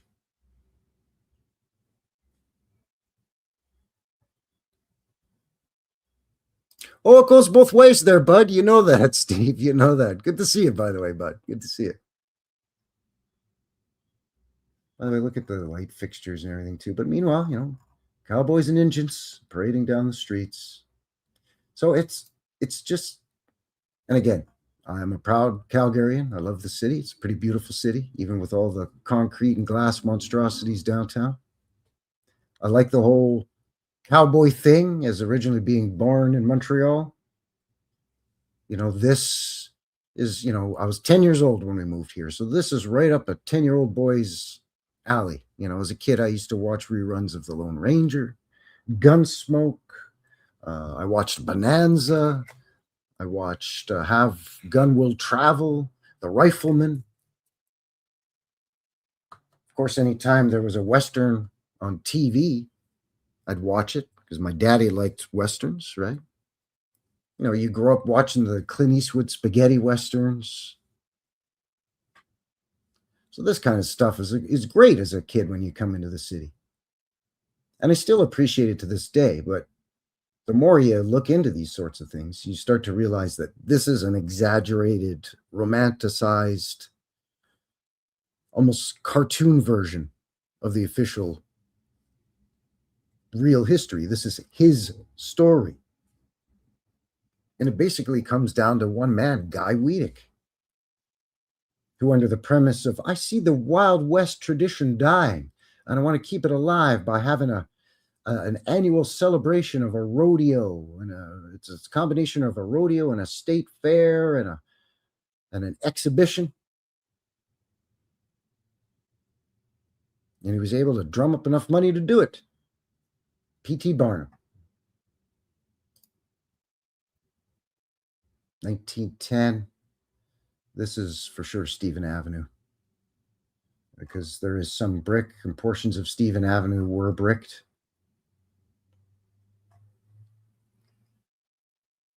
Yeah, I recognize the sign of the pocket watch as well. Really packing the streets downtown. But again, I know I'm beating a dead horse or kicking a dead mule. But, I mean, you got your Wild West narrative here, and then meanwhile, on the back here, you got buildings with big columns and pediments and massively tall doorways. It's hard to tell with these jackassy awnings and these cheap signs everywhere. It's that juxtaposition. And I get it. These people are out and they're supporting their city, and they're proud of their Western heritage too. And maybe to some newcomers to Calgary, and maybe these are some tourists, and to them, they ain't never seen anything. They ain't never seen cowboys and indigenous peoples with the full feathered headdresses, the traditional clothing, the full regalia. It's definitely the best month for the money makers, the movers and the shakers around these here parts. People that like to party, like Mardi Gras people and stuff, it's definitely a good time. And, full disclosure, when I was a teenager and even well into my 20s, a guy liked to go to the Stampede Rodeo grounds, have a couple of wobbly pops, and chase some skirts with a couple of my buddies. Of course. You red-blooded Canadian. Look at these people up here. I almost didn't notice this lovely architectural feature on this Wild West town building here, made out of brick and stone, for all of the clowning going on up here. You can't do this today. Could you imagine doing this today? You get your ass arrested quicker than you can spit. What's this? Hamel Motors Limited. Hamel Hudson Motors. 1919. You got a car dealership, eh? Oh, look at this. The old Riley and McCormick Western Wear Store and Saddlery. Wow, I have not heard the name Riley and McCormick in decades. They used to be the official clothing sponsor for the rodeo Stampede. You can see here on their sign, leather goods, harness, saddles. Yeah, they had been around since supposedly the Root and Toot and Wild West days, but unfortunately they've gone belly up. Plain spoken Jane in the box. Just have to say, the Lone Ranger. Well, of course. Was it something and a mighty hi-ho silver? It's the Lone Ranger and his trusty Indian companion. Oh, man. Tonto, of course. What was Tonto's horse's name? Does anybody in the chat know what Tonto's horse's name was? Everybody knows the Ranger's horse's name, Trigger. No, that's Roy Rogers. Silver, I mean. Hi-ho Silver. Trigger's Roy Rogers. Don't know what's his other name. Dale Evans? I don't know what his horse was. So Lone Ranger is Silver. Tonto's horse was... There it is. Boom. Ubu Khan's got it. Scout. That's right. Does anybody know the name of the actor who played Tonto?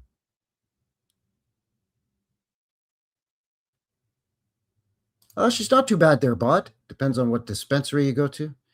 Mind you, the dispensary wacky tobacco is not as good as back in the day before it was legalized, and you had to go to some guy. You had to go and see a guy about something. Not that I'm condoning breaking the law in any way, shape, or form. But his name was Jay Silverheels. Jay Silverheels. Wally Metz in the box. Good to see you. Nickel bag. I mean, sure, if you got a hookup on a res somewhere, for sure there, bud. That's what you got to do. That's where I get my my nails for my coffin here, eh? I got a hookup. We're not supposed to do it. Us palefaces are not supposed to have a hookup. We're not supposed to do it. Only our indigenous peoples are allowed to do it. They grow and manufacture their own tobacco sticks themselves. With all the duty free and all that there on the reservation, on the reserves. On the reses, they call her there, bud. Their brother.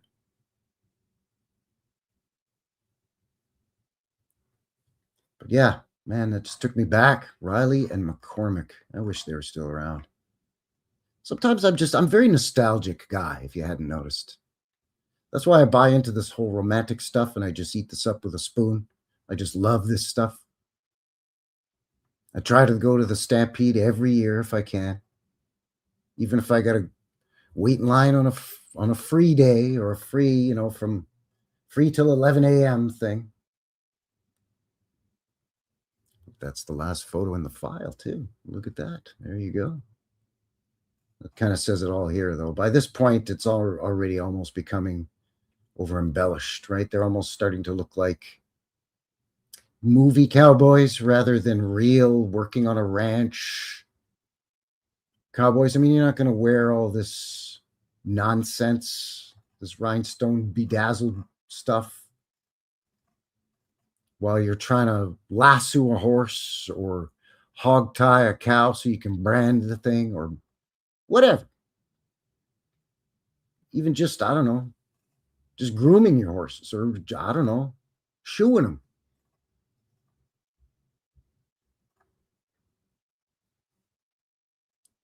But not going to lie, I do, as what I consider myself a Calgarian after these many years living here.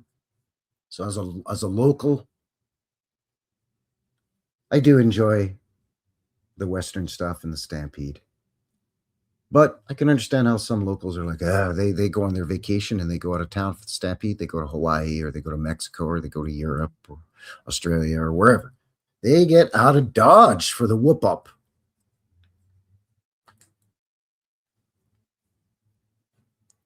I recall a comment earlier in the chat as well. I don't recall who said it, but somebody saying, I think it was Ross maybe, from Water the Tree, saying, I thought stampede was a bad thing. Like, you don't want to cause a stampede. If you got a stampede of cattle or buffalo, bison, right? That's bad. But in this context, what they're trying to do is people are chomping at the bit to go to the rodeo and the exhibition. People are stampeding into the park to have a good time. You know why? Because it's a square deal for everyone. Everyone gets a good deal at the Stampede, which is another load of horse shit. It's another load of horse shit. Anybody who's gone to any fair, county fair, state fair, whatever, you go to the Midway, you know you're not getting a square deal from those charlatans.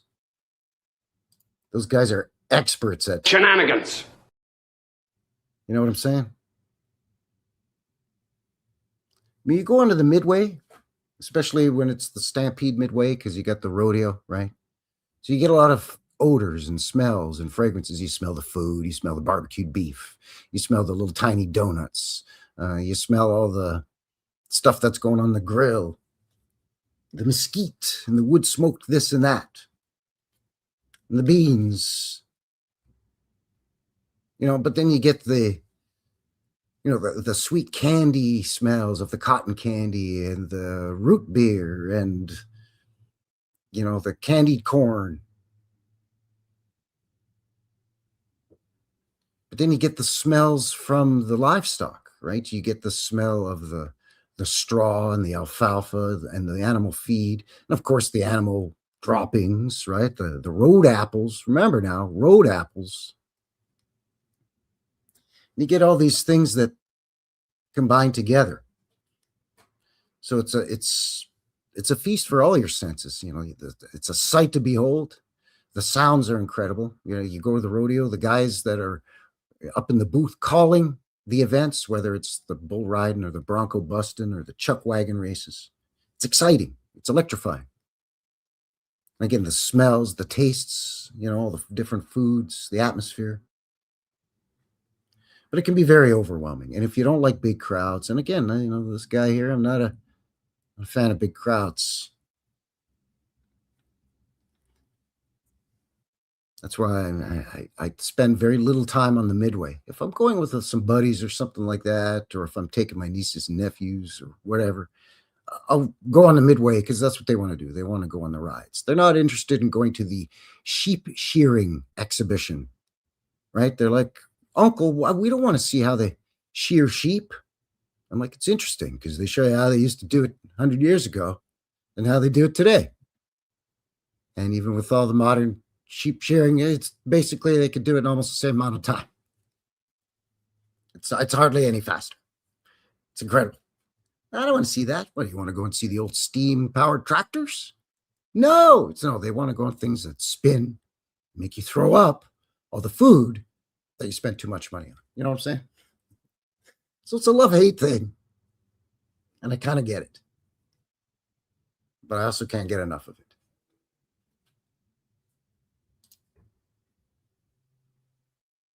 Baja says, no more candy for me. Pulled a crown off last night eating a gummy bear. Oh, yeah.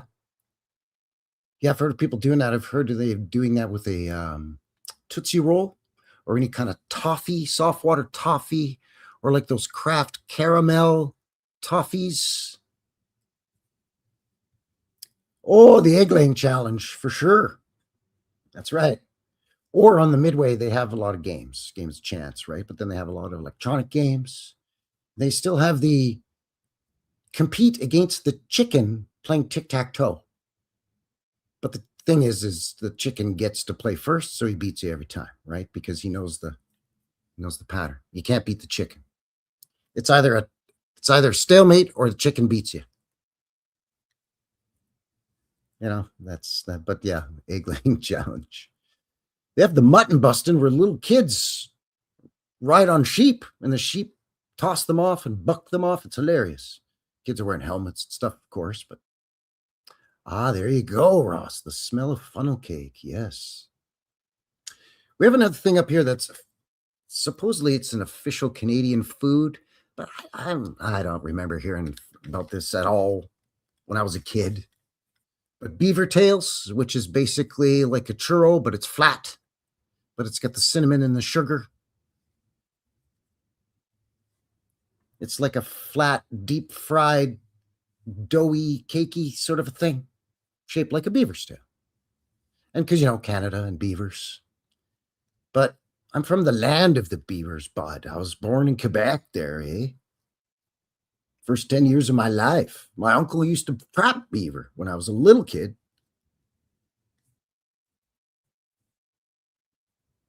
I don't ever remember hearing about some kind of snack with cinnamon and sugar called a beaver tail.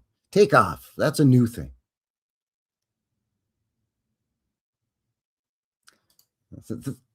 All the men suddenly missing wedding rings. Yeah, you got to watch for that. The ladies too, though. Oh, come on now. Be fair now, KJ. The ladies too suddenly have their wedding rings are missing.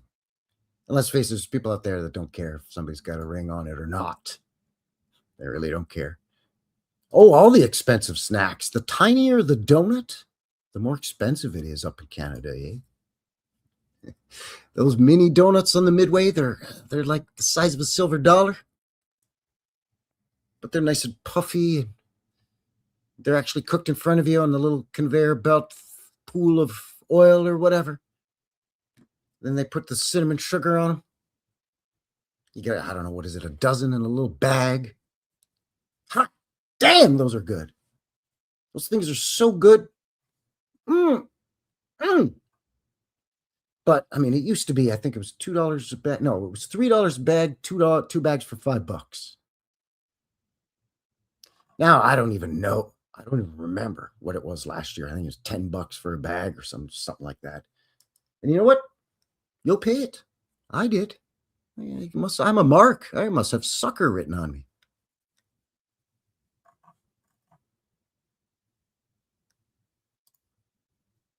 Jagged Sage says, I've hunted some beaver. Easy there now, bud.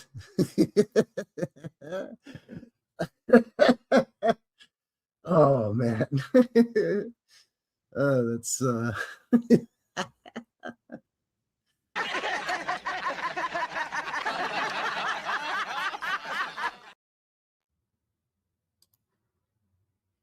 it's not bad.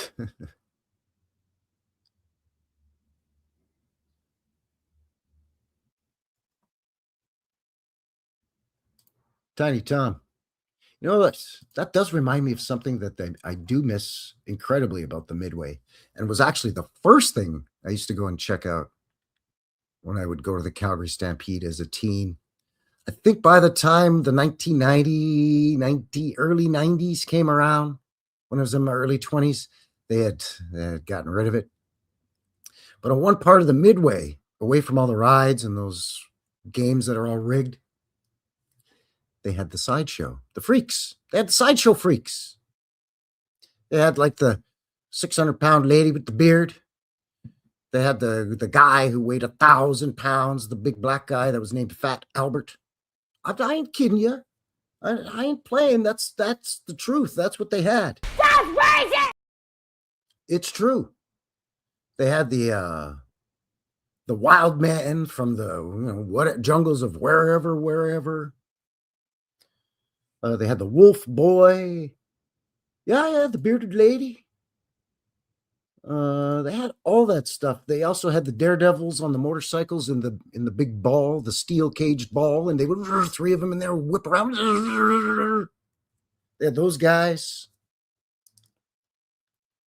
They had the dirt bike or the motorcycle daredevil guys would also do the jumps too, right? Where they had these like crazy ramps, and just set up right on the Midway with just like sort of a rope around, and a couple of guys going, step back now.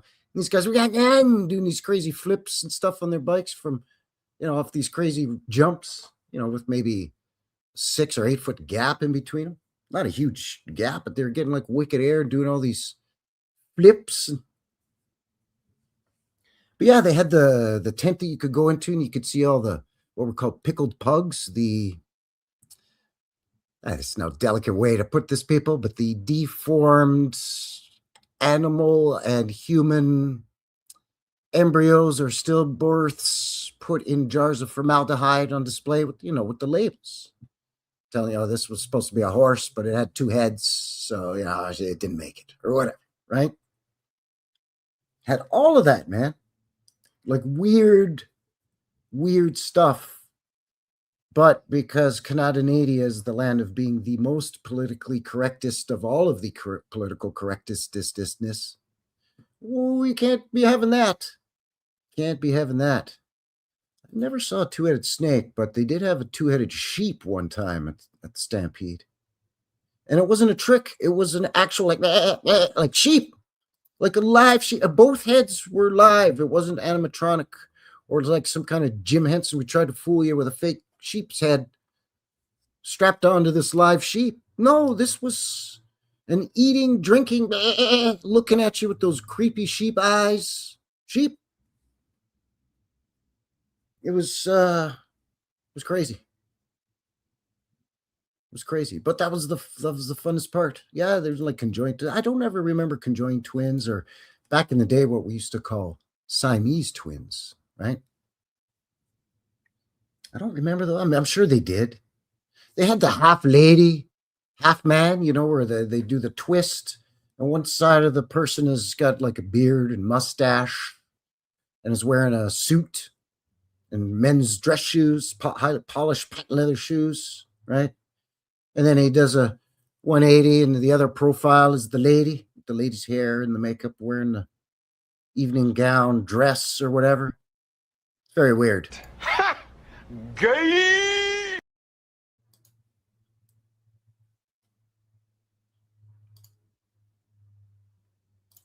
Whoops. Dragon Sage says, my brother and I dated twins. Really? Wow. That's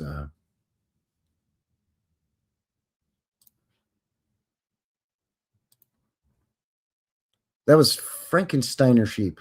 Yeah. Yeah, man. It absolutely was. She says it was Frankensteiner sheep. Yeah, it's a rare breed around these parts, the two-headed sheep. Well, the thing is, you get a quarter more wool that way when you shear the head.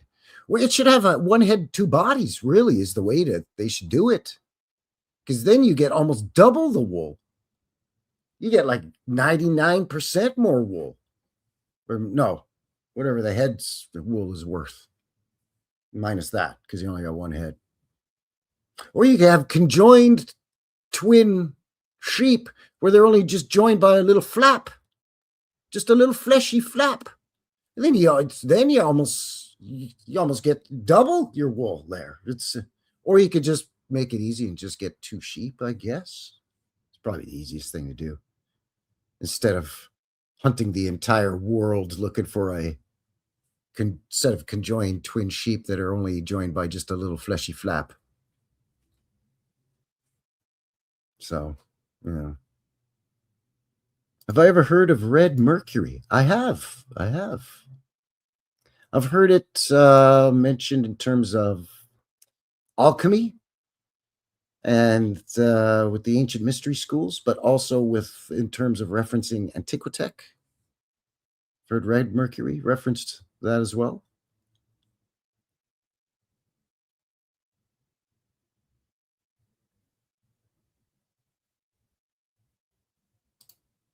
Ross from Water the Tree says, I knew some brother-sister twins. They had webbed toes.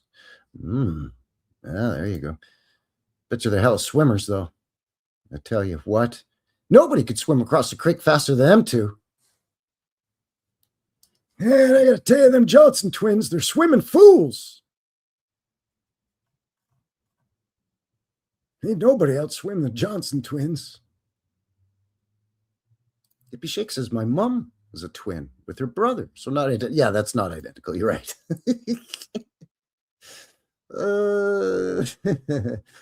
Really? Huh. Trying to think, any twins in my family? I think my dad has a cousin who's twins. When I was a little kid, my best friends who lived across the street from me were twins. I don't think there's any twins in my family, though. Not that I can think of.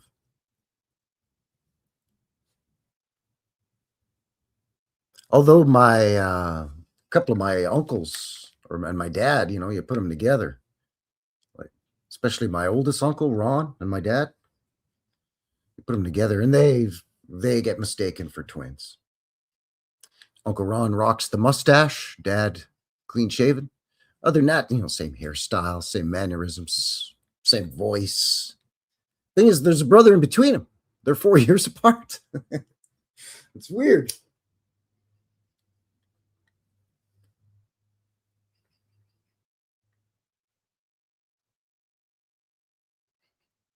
I guess kind of, sort of.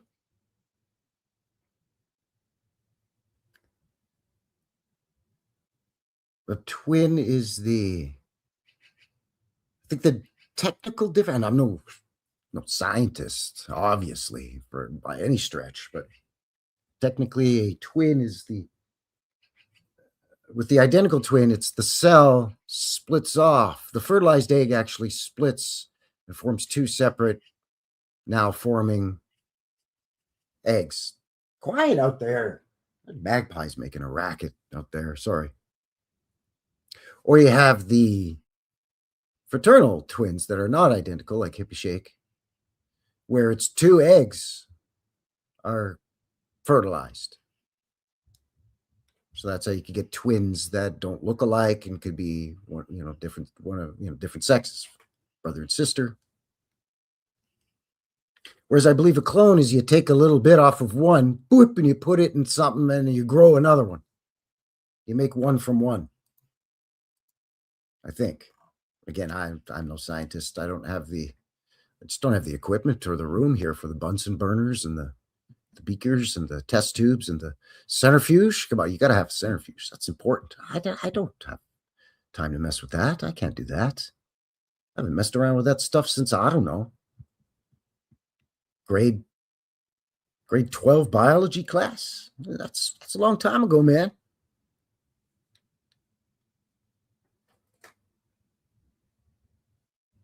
Oh, I love these stories.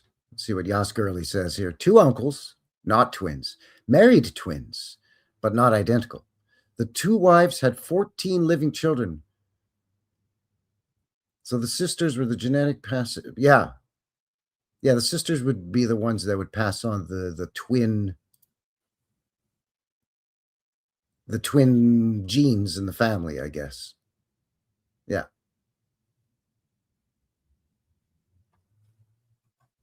Baja says Ron's always have a mustache. My dad included. See? Sweet. Rocking the mustache. What kind of mustache, though? Is it the handlebar mustache? Right? My Uncle Ron rocks what I call the push broom mustache. Basically, the mustache just is the same width as his top lip, and it doesn't extend down at all. He cuts her off right at the lip edges. Boom! She's done. And then he just cunts it blunt along the top of his lip line. There it is. Boom, done. Doesn't taper it or nothing. Doesn't give it a fade or no, nothing. The push broom. Yeah, the scrub brush. There you go. Oh, fantastic. Actually, recently shaved it and people are concerned.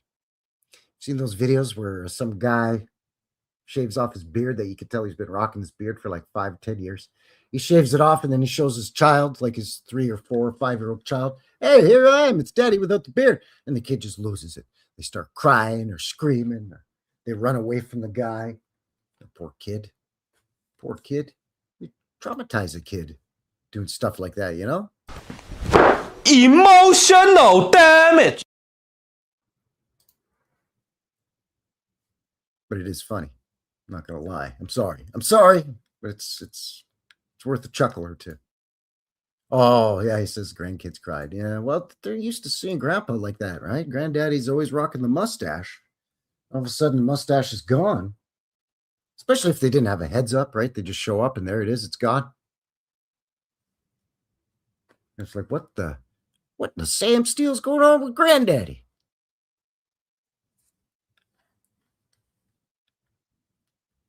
Oh, good to see you. Good to see you. Thanks for shooting it, bud. Take care. Thank you very much. Getting ready to wind this thing down here very quickly. Anyways, we're on the 2-hour mark here. Before I go, a couple of channel announcements. As alluded to earlier, my mudflood documentary, Reset 1700, coming up here very shortly in the next few weeks. I will premiere it as a live so we can watch it together and we can have a chat in the chat. I'll have a halfway through the documentary, I'll have an intermission so we can all take a little bit of a break as well. So that's coming up in the next few weeks. Keep your ocular sphericals locked onto the channel for that. Got another episode of the Knuckleheads coming up very, very shortly with a friend of mine. Friend of yours? No, he's a friend of ours over here. He's a friend of Frankie Fingers, that's for sure. Chris over at Old World Exploration. Another episode of Knuckleheads. Going to be heading into Saskatchewan. That's right. Saskatchewan. It's my favorite province to say, man. I love it. Saskatchewan. Say it with me. Saskatchewan. So make sure you've, hit all the bells for the notifications that don't work so you can see when that's coming up. That's coming up very shortly too, again, in the next couple of weeks or so. I'm going to try to get on to the rodeo grounds, have a look around and get some footage there for you. There aren't any, I don't think, unless I've missed one, I don't think there's any old world buildings left in Stampede Park or the old fairgrounds. I think I caught the last one last summer for the rodeo there. The old water house, pump house, supposedly. That was all mud flooded. And the main door was like, they had to dig the ground away like 2 feet just to get in the dang door. And then they just paved it like that. But I don't think there's anything left. But I'm going to try to get down there tomorrow if I can. And if there's anything left, I'll get some footage for you. If not, of course, Friday, boots on the ground, no matter what. Saturday, on my second channel, New West Rewind, where you get some vintage footage video every Saturday. Back here Sunday for the live show, as usual. This was the Monday edition because I had some problems with the severe weather and the internet last night. So thank you for your patience while I was trying to remedy the situation there on Sunday. Didn't work out. I had to cut her short. So thanks for coming back and joining me here for the Monday edition of the live show. Appreciate all of you. I do have a video that Cousin Vinny and I have been working on behind the scenes, speaking of Saskatchewan, about a school out there. And that's a little bit more of a long format video, a little longer than my boots on the ground videos you get on Friday, but shorter than the live streams. And moving forward, I'm going to start doing a few more of those videos as well. Again, as mentioned, every once in a while, I like to put up some stuff in the YouTube shorts. I don't go nuts with it, though. You know, I'm not going to hit you every day with a bunch of YouTube shorts. Some like them, some don't. So I just keep it to a minimum, you know, and special announcements, or if I'm out doing some boots on the ground and see something interesting that I can give you a quick little peekaboo at. And I put that up on Instagram as well. Find the links for all of that good stuff below, as well as the Sex Witch Band's YouTube channel. And also the Calgary Stampede channel, where you saw that little video documentary at the beginning about his story of the Stampede. And again, the two websites for some of the old photos we had a look at, the Calgary Guardian and archive.org.